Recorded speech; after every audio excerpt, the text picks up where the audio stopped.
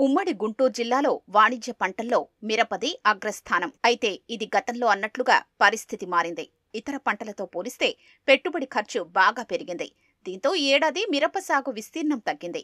జిల్లాలో గతేడాది సుమారు 25,000 ఎకరాల్లో మిరప పంట సాగు చేయగా ఈ ఏడాది 17,000 ఎకరాలకే పరిమితమైంది. ఈ ఏడాది వర్షాలు సకాలంలో పడ్డంతో పాటు సాగర్ నుంచి నీళ్లు రావడంతో ధైర్యం చేసి రైతులు మిరప సాగు చేశారు. అయితే రైతులు ఎర్ర బంగారంగా భావించే మిర్చి ఈ ఏడాది కన్నీళ్లు మిగిల్చే పరిస్థితులు నెలకొన్నాయి. తొలుత పంట పరిస్థితి బాగానే ఉన్నా నెల రోజులుగా బొబ్బర, నల్లి తెగుళ్లు పంటను దెబ్బతీస్తున్నాయి. వేలాది రూపాయలు ఖర్చు పెట్టి పురుగు మందులు పిచికారీ చేసినా తెగుళ్ల బెడద తగ్గలేదు. దీంతో దిగుబడి తగ్గి ఎకరాకు 50,000కు పైగా నష్టం రావచ్చని రైతులు ఆందోళన వ్యక్తం చేస్తున్నారు.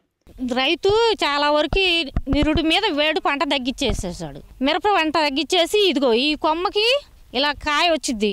ఇలా వచ్చినప్పుడు ఈ పూతలో ఏం చేస్తుందంటే ఎర్ర నల్లి అనేది వచ్చేస్తుంది. ఈ నల్లి వల్ల ఈ వచ్చేసి ఆగిపోతుంది. రైతు నష్టపోతున్నాడు. ఏముంది ఇదే తెగులు పండదు సరిగా, పూలేమో ఎక్కువ, రైతులు మిగిలేదేం లేదండి. బాధపడుతున్నారండి. మేము ముందు నాటికి మేము వేయలేము పంటలో అని బాధపడుతున్నారు. గతేడాది మంచి ధర లేదని పంటను శీతల గిడ్డంగుల్లో దాచుకున్న అన్నదాతలు ఈ ఏడాది అప్పులు తెచ్చి మరీ మిరప సాగు చేశారు.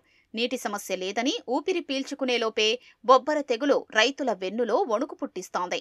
తెగులు సోకడంతో ఆకు ముడుచుకుపోయి మొక్క గిడసబారిపోతోంది. పొలం ఎండుముఖం పడుతోంది. మందులు పిచికారీ చేసినా ప్రయోజనం లేక రైతులు తల్లడిల్లుతున్నారు. మేడికొండూరు, ఫిరంగిపురం సహా అనేక మండలాల్లో బొబ్బర, నల్లి తెగుళ్ల సమస్య ఎక్కువగా ఉంది. ఎకరానికి వచ్చి ₹1,00,000 దాకా అవుతుందండి. ఈ నల్లి వచ్చి దిగుబడి తగ్గిపోయింది. రేటే పెంచాలి మిరపకాయలకి. ఇప్పుడు 2 సంవత్సరాలు 3 సంవత్సరాల నుంచి ఏసీల్లో ఉంటున్నాయి. అవి ఇప్పుడు రేటు లేక ఆగిపోయింది. ఈ కొత్త కాయలు వస్తున్నాయి. మరి వాటికి రేట్ ఏది? పెట్టుబడి ఎక్కువ అయిపోతుంది కదా. నేను ఏటా 10 ఎకరాలు వేస్తాను. ఈ సంవత్సరం 4 ఎకరాలు వేసాను. పోయిన సంవత్సరం ఏసీలో పెట్టేసి 23,000 రూపాయల కాయలని మొన్న 10,000 రూపాయలకు అమ్ముకున్నాను. ఈ సంవత్సరం ఇప్పుడు ఎకరా కోత కూలి వచ్చేసి 450 రూపాయలు, మోసేవాళ్ళకి 600 రూపాయలు, ₹1,50,000 అవుతుంది ఎకరానికి. దిగుబడి 15 నుంచి 20 క్వింటాలు. మరి మార్కెట్ లేకుండా పోయింది. పరిస్థితి ఏంది? మిర్చి పంట వేసిన రైతుల్లో ఎక్కువ మంది కౌలు రైతులే. దాదాపు 20 నుంచి 25,000 కౌలే చెల్లించాల్సింది. కనీసం కౌలు చెల్లించే పరిస్థితి లేదని రైతులు ఆవేదన చెందుతున్నారు. అంత ముంగలైతే 10-30 క్వింటాలు. ఈ నల్లి రాక ముంగలేదు. ఈ తెగుళ్ళ వల్ల ఇది వచ్చేసరికి పంట వచ్చే దిగుబడి తక్కువ.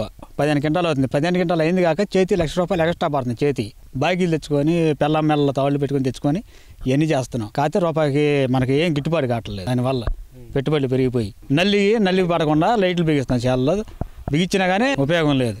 గత 5 సంవత్సరాల నుంచి నల్లి వల్ల కానీ, ఫెస్టిలైజర్స్ వల్ల కానీ, అధిక పెట్టుబడి వల్ల కానీ, ఏదో కానీ దిగుబడి లేక రైతులు పెళ్ళం మెల్లలో తాళ్ళు తాగబెట్టుకొని ఇలా దెబ్బతినే పరిస్థితిలో ఉన్నారు.